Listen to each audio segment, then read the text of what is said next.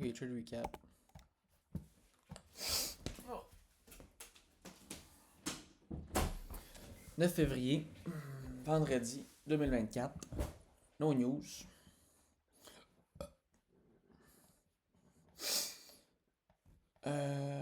MES. On est bullish sur le daily.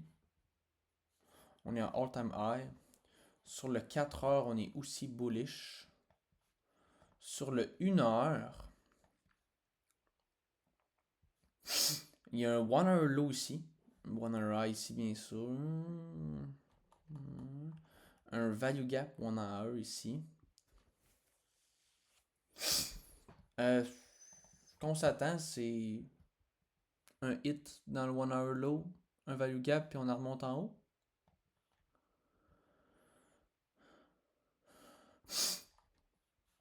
Pas mal le seul bias qu'on peut avoir sur SP500.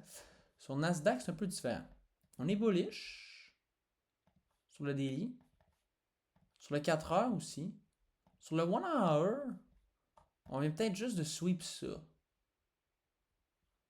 Fait que je suis peut-être bearish jusqu'aux 15 minutes, jusqu'au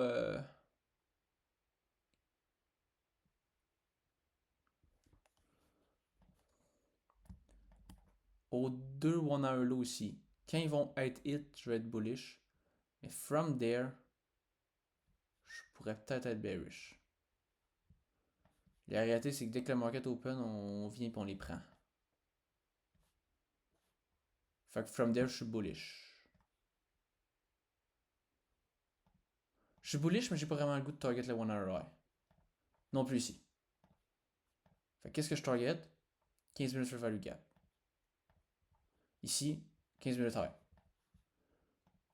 From there, on a un sweep.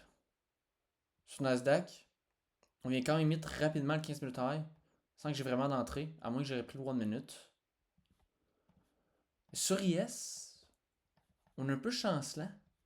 On sweep, on crée un BB, on rentre dans le BB, puis en même temps qu'on rentre, on vient fill un value gap, on rentre à 10h02, toujours macro. From there, qu'est-ce qu'on veut target? Juste un 1-1, juste un 1-to-1. On met la stop loss en bas du BB. On met notre target là. Puis c'est sûr que c'est un petit peu choppy ici. Ça l'a choppé. Puis la raison, c'est que on venait de prendre quand même des highs sur 15 minutes. Mais après ça, on voit, pouc, on monte en haut. Fait qu'est-ce qu'on fait? Ben, on hit notre target puis on monte en haut. Est-ce que c'est peut-être un risque parce qu'on aurait pu retrace sur 15 minutes puis ça nous aurait stop out sur IS? Possiblement. Possiblement. C'était le risque à prendre. Fait qu'après ça, qu'est-ce qu'on fait?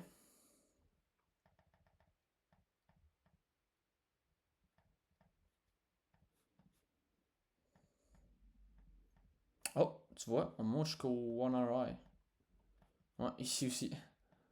Ok. Est-ce qu'on aurait pu laisser un run out? Ouais. On aurait pu dire, regarde, je trade, je m'en vais mettre ça break-even. On s'aurait fait stop out. Ou, ok, je prends des targets ici. Je prends des. Je prends des profits ici, puis j'amène ça. Ouais, je suis obligé de mettre ça break-even. Et après ça, je me fais stop out avant qu'on s'en va là. Mais vois-tu. On hit ça ici.